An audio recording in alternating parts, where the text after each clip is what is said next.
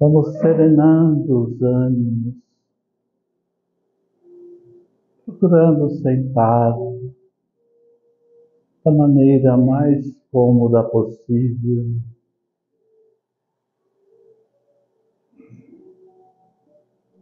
Para que possamos entrar em comunhão de pensamento com os Espíritos amigos e com Jesus, o nosso irmão maior. Pedindo a Ele que nos envolva, que nos abençoe, para que nesta noite bendita possamos estudar mais um pouco do seu Evangelho e compreendê-lo e colocá-lo em prática no nosso dia a dia. Assim seja.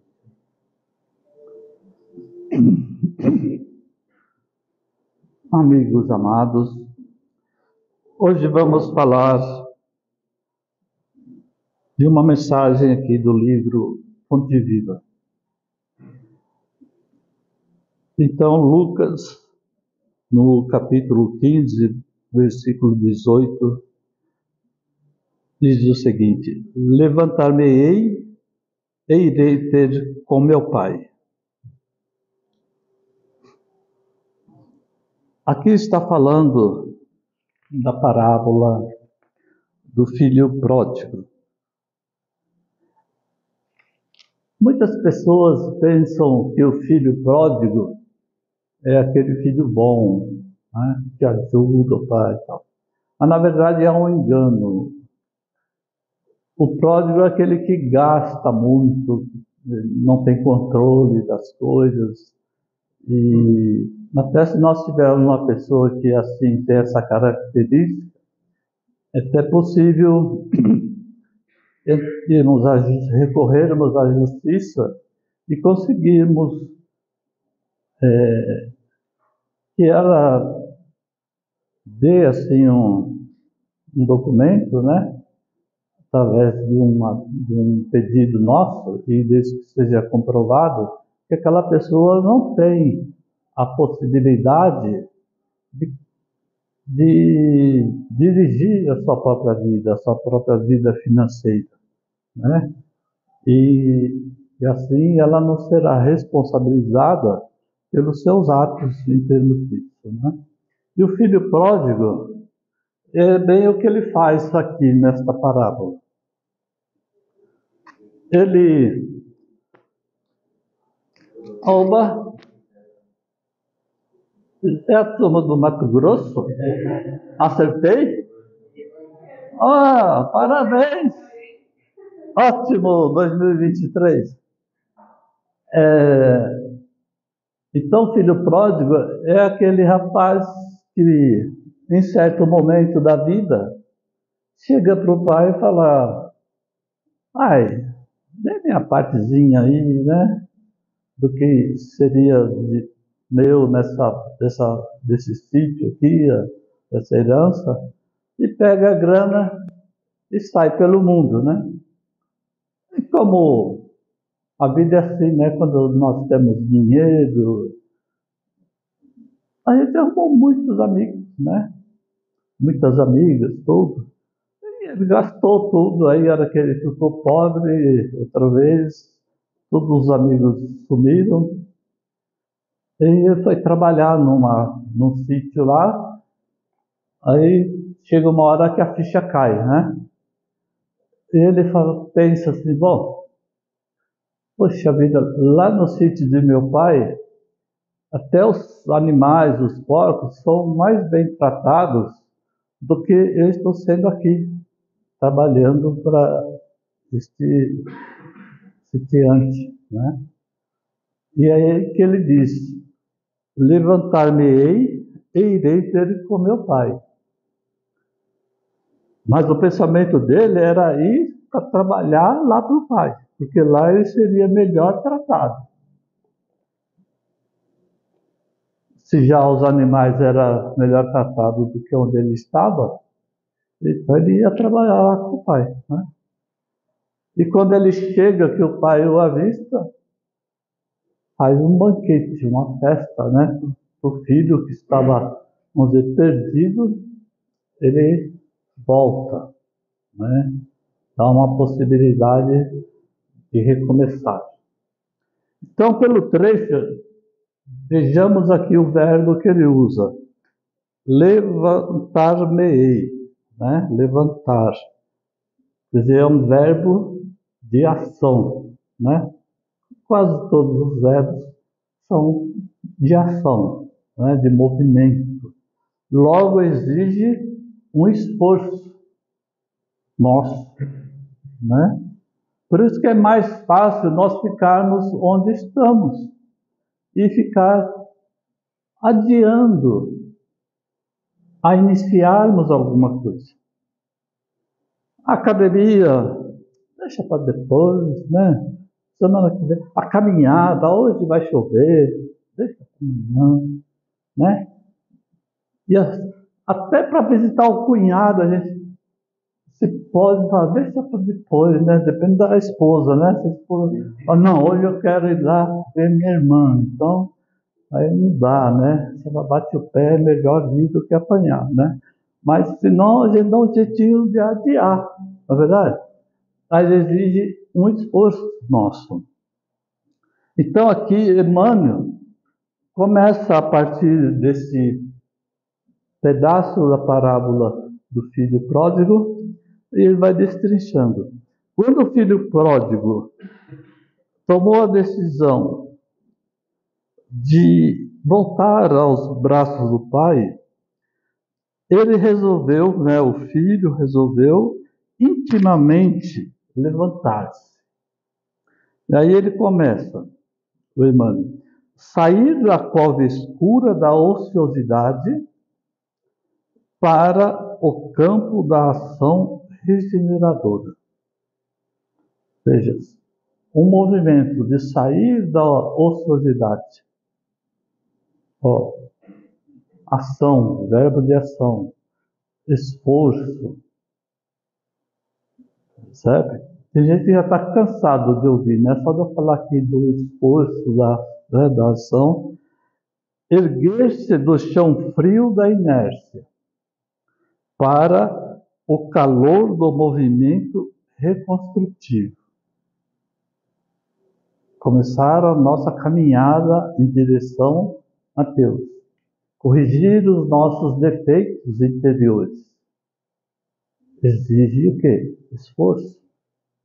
Nós não mudamos a falta, tirar aquela impulsividade, aquela intemperança para adquirir a paciência. Veja, adquirir a paciência, porque ela não cai do céu. É uma conquista ter paciência. Precisamos lutar. Tudo é ação, gente, percebe? É esforço. É muito mais fácil. Pega o telefone e taca na cabeça de alguém, né? A gente fala, foi um impulso, perdi a paciência. Qual o esforço para adquirir a paciência, que é relutar? Primeira coisa vem o instinto. Mas nós vamos aprendendo a controlar o instinto. Como? Treinando, não tem outro jeito. Aí a pessoa te fala um negócio e fala, você levanta a mão até aqui, ó.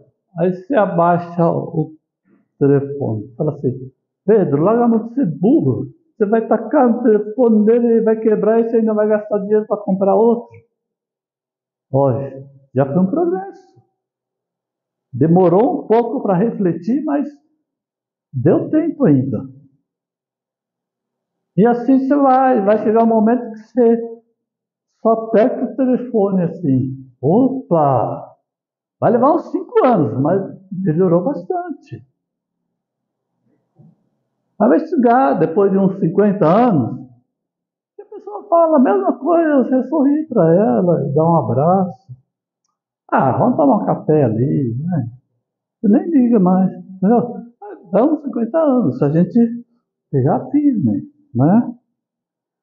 Elevar-se do vale da indecisão para a montanha do serviço edificante. Olha que bonito, hein? A pessoa, quando nós estivermos só executando serviços edificantes.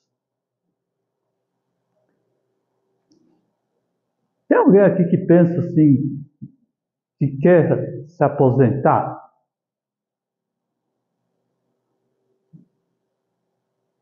Porque é comum isso. Eu quero me aposentar. Aí quando o governo muda a lei da aposentadoria, que senta mais alguns anos, xinga pra caramba, né? Esse governo, não sei o quê. Ele não vê a hora. Gente, se não fosse o trabalho, tem tanta gente que já estaria seria o inverso. Os hospícios iam ser onde morariam os sãos, e o resto seria de louco, depressivo, tudo. O trabalho é uma bênção, né? O homem chegou ontem, faz uma semana que não está de folga aí, já está querendo ir para o trabalho outra vez. Já nem parou, já está reclamando que quer voltar para o trabalho, né? Imagina. Então, tira essa ideia. Jesus falou, meu pai trabalha até hoje. Veja, quando a gente fala em trabalho, tira essa história de pensar em receber um dinheiro, uma recompensa por aquilo, né? Eu era jovem ainda, tinha um colega na empresa, um engenheiro, e ele pintava muito bem. Fazia uns quadros lindos, caricatura e tal. Quando tinha o aniversário de alguém, ele já fazia caricatura do aniversariante ali do departamento, fazia umas coisas que todo mundo amava. Aí passava, a gente assinava, punha desejava alguma coisa para o aniversariante, mas um dia eu falei, Cláudia, por que você não larga tudo isso aqui, vai cuidar de pintar esses quadros, você vai ganhar muito mais e vai fazer uma coisa que você adora. Pô, aí é que está o segredo. Se eu começar a pintar e pensar que eu tenho que vender 5 quadros no final do mês para pagar minhas contas, vai acabar a beleza da coisa. Então vem aqui, fico aqui amargurado para passar essas horas, a hora que eu estou pintando, não estou nem pensando se eu vou vender, nunca vendi um quadro, eu dou para quem fala, ai que lindo, eu dou para meus amigos e tal, entendeu? Porque isso é trabalho. Agora, quando a gente trabalha num serviço que a gente não gosta, aí é tudo, né? Aí a hora não passa, aí fica uma obrigação realmente. Aí não dá. E muitos de nós temos que decidir a nossa vida nos 18 anos, às vezes, né? Que experiência a gente tem lá? Vai olhar aquele livro, o que eu vou escolher? Que faculdade vai escolher? Não tem experiência nenhuma da vida, não sabe o que aquilo faz. Isso quando a gente consegue chegar numa faculdade, né? Tem essa oportunidade ainda de escolher. Escolhe mal, mas tem essa oportunidade. E quando não tem? Pior ainda, né? Vai aonde arrumar um emprego e pronto, né? Então, aí depois a gente tem filhos, não sei o quê, aí fica difícil, vamos mudar de área, recomeçar tudo, aí não dá, né? Tem essas contas para pagar. Então temos todas essas coisas que acabam às vezes fazendo com que nós levamos uma vida toda trabalhando em algo que não nos dá prazer. Aí realmente fica um peso, né?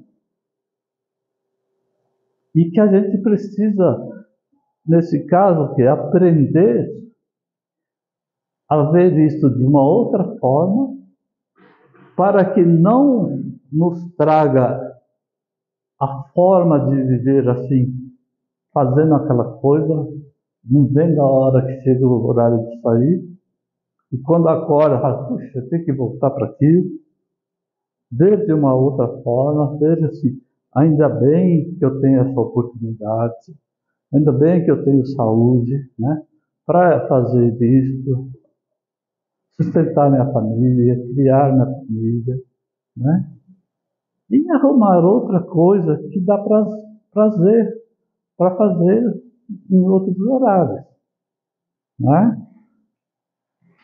Pode ser um hobby em casa, um esporte, um trabalho de ajudar as pessoas mais necessitadas, ajudar, pode ser numa casa espírita, qualquer casa religiosa, um serviço num hospital para ajudar alguma coisa, assim por diante, né? Funcionário público, por exemplo, quando eu estava em São Bernardo do Campo, no centro espírita lá, aí conversando, o cara, o colega lá falou que a gente fazia uma tarefa de domingo, aí no papo lá ele falou que não estava aposentado pela prefeitura lá de São Bernardo e tal, mas era jovem, 30 e poucos anos. Mas por quê? Não, a função que ele executava lá, para a qual ele prestou concurso e foi aprovado e tal, deixou de existir. E então, em vez de fazer um remanejamento, isso 50 anos, meio século atrás, né? não podia fazer. Aí aposentaram, eram em 6 ou 7 funcionários, né? Mas foram colocados. Hoje se coloca à disposição, né? Tem outras coisas na lei aí, permite remanejar, até trocar para outro órgão, né? Assim por diante. Mas naquela época ele foi aposentado. E dos 6 ou 7 de lá, ele foi o único que ainda estava são, vamos dizer assim. Porque ele foi trabalhar na secretaria de um colégio estadual. Foi lá, ficava fazendo o trabalho, máquina da tirografia ainda, né? Ficava fazendo os trabalhos lá na secretaria. Né? O diretor adorou, um funcionário que sempre houve falta de funcionário, né? Ia lá todo dia, não faltava porque era aposentado, não, seguia o horário certinho, né? Os outros que começaram a beber, ficar jogando baralho no barzinho, né? Ficaram obesos, tal, só problemas que o álcool traz, que a vida sedentária traz, aquele vazio que vai trazendo, né? E que aproveitou, já que teve essa condição, que não foi ele que provocou, mas surgiu, né? Diferente, por exemplo, se ele provoca uma coisa para ter uma aposentadoria de uma forma não lícita, né? Aí foi tudo justinho, tal, aconteceu, mas ele aproveitou ainda para aquele tempo para fazer algo doando, né? Percebe? São aquilo que a gente ouve lá em nosso lar, bônus horas. Por isso que a gente tem que ser esperto aqui na vida. Aqui na vida a gente fala tanto em fazer uma poupança, né? Ah, quando ficar mais velho, não sei o quê, vamos fazer uma poupança para comprar isso, aquilo. Ó, gente, a melhor poupança é aquela que a gente leva quando desencarna. Não adianta a gente fazer isso, aquilo, aqui, acumular, e depois, na hora que desencarna, não dá para levar. Nós vamos procurar fazer o possível para que a gente tenha uma vida, e a hora que chega numa vida que não dá mais para produzir, a gente tenha como sobreviver, né? Aí tranquilo. Mas a gente procura, quer mais, quer mais, quer mais, quer mais, aí desencarna, deixa tudo aqui. Para quê? Vai deixar para os filhos? Para quê? Para tornar os filhos, no mínimo, babacas, né? Ou começa a brigar entre si para ver quem fica com mais, ou descamba porque está com uma vida fácil. Não é o melhor. Procurar dar para os filhos o quê? Uma boa orientação, cuidar na evangelização deles, educar bem, dar uma boa educação moral, e aí a educação para trabalhar mais tarde também vem junto, né? E aí depois, se ficar alguma herancinha, melhor do que começar do zero, né? Não é esse, não deve ser o principal objetivo dos pais, falar, não, vou fazer isso para deixar para os filhos. Besteira. Deixa para os filhos o caráter, a moral. Isso é importante. Fugir à treva e penetrar na luz. Olha, fugir, hein? E correndo, ó. Para da treva penetrar na luz. Hoje aqui é fácil, né? Apaga esse botão. Ó, sai da treva para a luz. Facinho, né? Facinho? Não tanto, hein? Para ter a luz, tem que pagar a CPFL. Então, alguém tem que trabalhar para pagar essa conta. Então, não é facinho, né? Alguém teve que construir uma usina não sei aonde.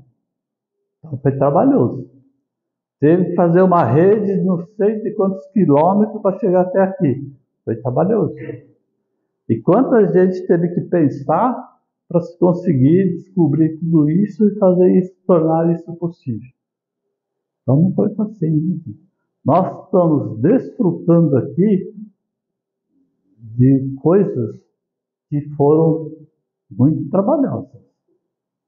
Agora, aqui nós temos possibilidade de utilizarmos coisas que outros fizeram. Agora, sair das trevas e penetrar na luz, não temos condições de utilizar nem o que os pais fizeram, nem o que os avós fizeram. Temos que utilizar somente o que nós fizemos. Ninguém pode dar um empurrãozinho. Somos nós que temos que conseguir. Então nós temos que fazer a usina, temos que fazer essa rede, temos que fazer tudo. Esse é o nosso trabalho interior. Sair da nossa tranquilidade de egoísmo, de vaidade, de orgulho, de tudo, e penetrarmos na luz. O principal lema da doutrina espírita, que Paulo já nos disse: fora da caridade não há salvação. Então, não adianta discutir. Fora da caridade não há salvação.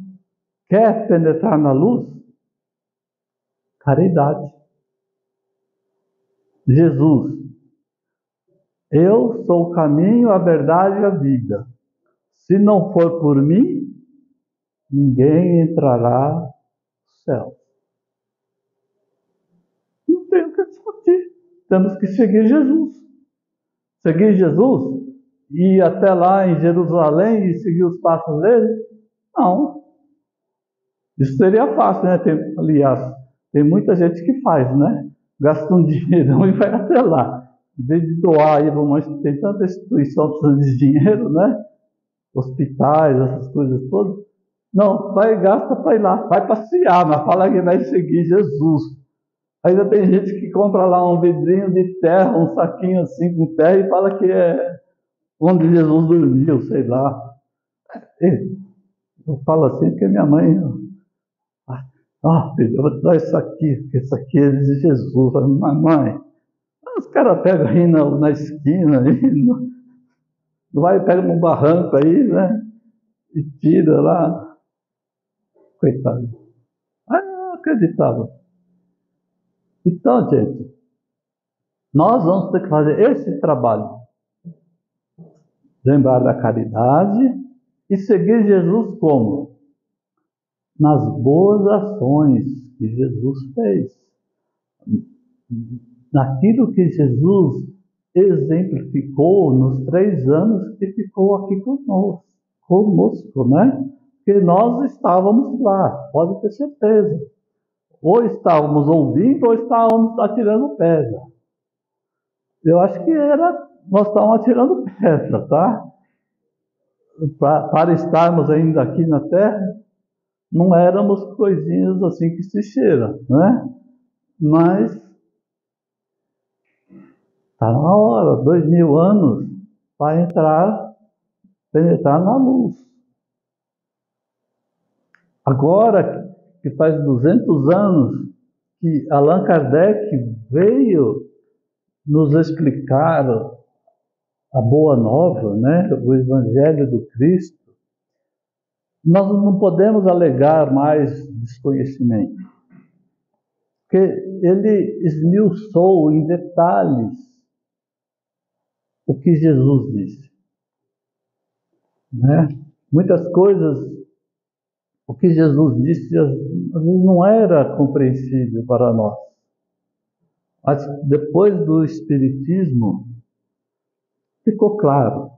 Não dá para alegar assim, falta de conhecimento ou falta de poder para compreender. Agora, só depende de cada um.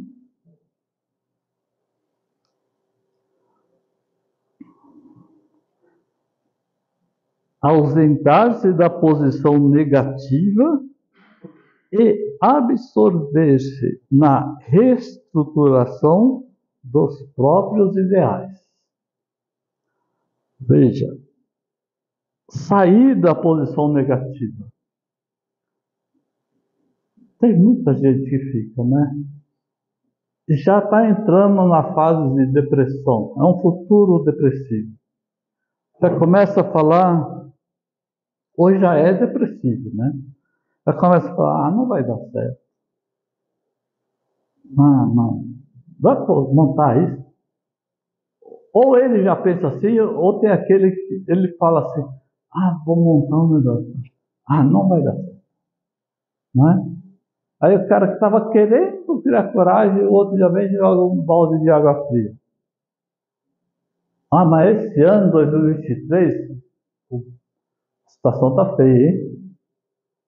Você vê, americano aí vai fechar, não sei quem já fechou, Cachoeiro fechou lá, não sei o quê, né? O cara não entende nada, não vê nada do que está. Mas, fechou americana, 2.000 funcionários, Cachoeiro fechou 2.000 funcionários.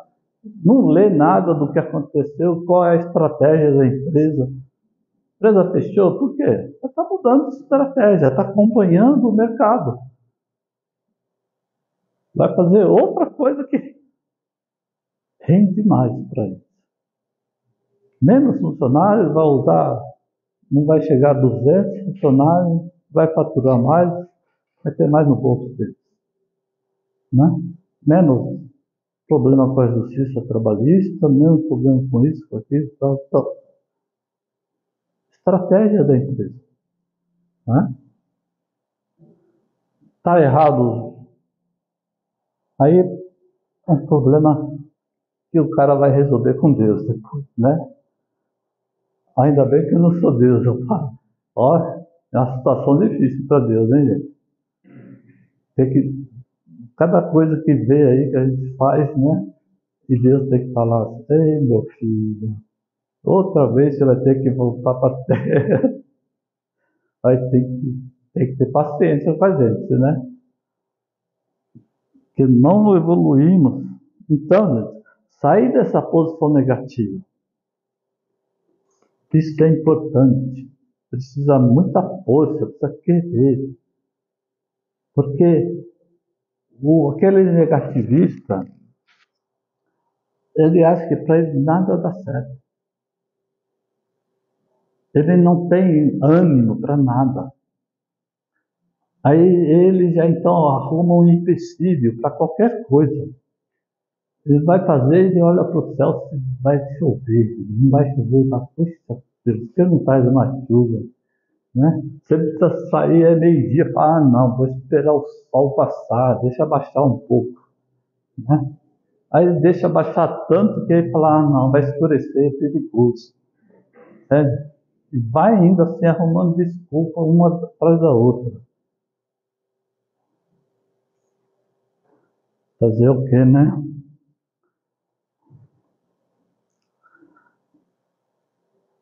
Gente, é importante ouvir, por exemplo, tem um site que chama EOS Manaus. Se vocês algum dia acessarem lá, digitam no Google EOS Manaus. Aí vocês entram na playlist, tem lá, não sei se aprendendo a ouvir. Aí a pessoa já pensa, precisa ter paciência para ouvir. É um seminário, tem dois palestrantes, são 2 dias, tá? No primeiro, é uma médica psiquiatra que faz a palestra do primeiro dia lá. Dá 1 hora e pouquinho de vídeo. E ela fala de muitas coisas, inclusive fala do suicídio, fala do depressivo, como a pessoa chega no tratamento que ela faz durante a... ela já é bem vivida em termos de tempo, né? Então, nessa carreira dela, o que ela encontrou, o que ela viu, o que ela assistiu de pacientes, essas coisas todas. Aí ela fala um pouco do depressivo, né? Aí eu quero falar que a gente aprende as coisas, a gente vê o título, imagina que é para ser, ainda mais que a gente está no centro espírita, imagina que é para aprender a ouvir quem vem desabafar aqui, né? Também, mas ela ensina as coisas, né? Que aí eu entendi o que é uma pessoa depressiva. Se é uma mulher que quer trabalhar em casa, né, fazer a faxina, aí um dia ela chegou cedo, assim, uma madrugada, 6:50 da manhã, né? Aí ficou lá para fora. Ninguém ouviu ela chamar, chama assim, né? Gritando lá do portão, né? Para quem está dormindo lá no fundão, não tem campainha. Bom, mas só não tem telefone. Ah, eu não carrego o telefone. Mas por quê? Eu tenho medo de roubar. Aí para ir trabalhar, ela não pega ônibus, não pega Uber. Tem que ir buscar na casa dela. Ou você tem que conhecer o motorista do Uber. Então você não pode chamar, você tem que conhecer e combinar com o motorista. Para ele ir lá buscar. Aí você fala assim, já isso é muita mordomia, né? Você fala, bom, eu com 18 anos eu ficava indo trabalhar lá de centro de São Paulo até Santa Mara, pegava 2 circulares com chuvas, com sol, chegava todo molhado na empresa, agora tem que buscar, e não aceito nem um táxi, eu tenho que buscar, depois tem que levar, não aceito nem pagar o ônibus. Aí você, quando não entende as coisas, que é muita folga, né? Aí quando você ouve esse áudio desse seminário, aí você começa a entender por que uma pessoa chega nesse estágio.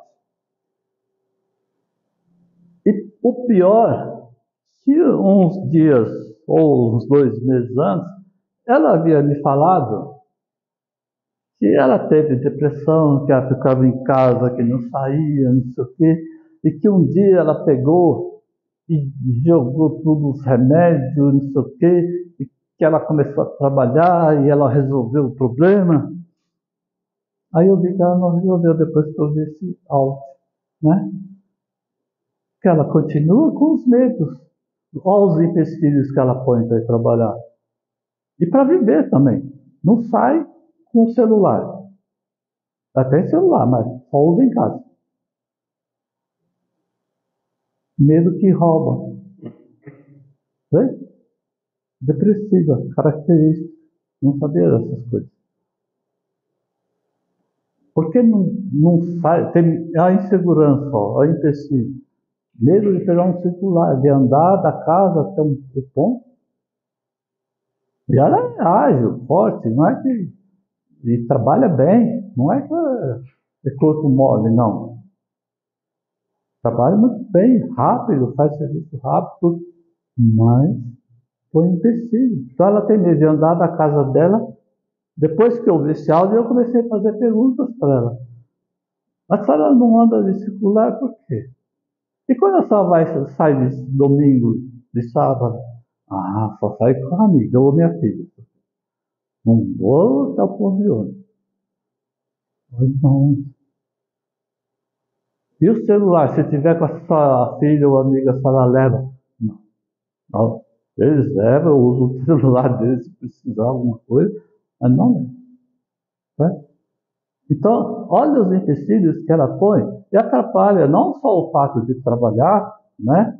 Porque vai ter alguém que não vai compreender e não vai aceitar tudo isso. E também até na vida corriqueira dela, cotidiana, né? Por quê? Não tem a coragem de carregar um celular. Vai roubar? Não é problema esse. Né? É que a pessoa tem aquela insegurança e começa a pôr dificuldades em tudo na vida. Tudo é um problema. E ela acha que saiu da depressão. Parou de usar remédio. Olha só, ela usou uma força de vontade para sair daquela situação. Foi ótimo. Mas se ela continuasse fazendo o uso da medicação e o tratamento adequado, ela poderia continuar a vida tranquila. Assim, ela não está tranquila. Ela corre o perigo de acontecer alguma coisa na vida dela que dá um choque, né? Que seja o gatilho, ela cai na crise outra vez. Entendeu? Porque ela não foi curada. Ela está levando. Mas a gente então vê que os sintomas permanecem ali, claros. Aí que diz o filho, aqui. Aí o Emmanuel disse, levantou-se e partiu rumo ao lar paterno. Levantou-se, né? Sai do chão, levanta e caminha. Não é? Quanto esforço, hein? É o nosso objetivo. Levantar e caminhar para Deus. Veja, as estradas hoje, como são? Daqui, fizeram agora uma estrada lá da Tamoios, né? Reduziram em vários quilômetros. Porque fizeram túneis, né? Linha reta. Antes ia contornando a serra assim, né? Fazendo curvas assim, para procurar. Agora você tem máquinas mais potentes, faz o túnel, diminui a distância, fica mais suave tudo. Gente, nossa vida em direção a Deus, nós temos que fazer a mais reta possível. Diminui a distância. Nada de ficar como essa aí, contornando a serra, o morro. Encarar, olha assim para o monte, vê um monte de pedra. Não, é por aqui que eu vou. Vou chegar. As pedras vão servir de banco. Para que eu estiver cansado, eu sento ou encosto nelas e descanso. Levanto e caminho mais. Mas temos que chegar a Deus, gente, através disso que nós estamos assim, não vou falar carecas, mas cansados de tanto ouvir. que não é de hoje que estamos ouvindo o Evangelho do Cristo. Sabemos o caminho, sabemos o que precisamos fazer, sabemos que precisamos semear. Lembre-se da parábola do semeador. Sabemos tudo, só falta a ação, vontade. O pai, como o pai do filho pródigo, está nos esperando para fazer um banquete quando nos avistar. Está lá, de braços abertos. Vamos deixar de ser o filho rebelde e caminharmos para os braços do Pai Eterno. Que o Mestre nos abençoe hoje e sempre. Que assim seja.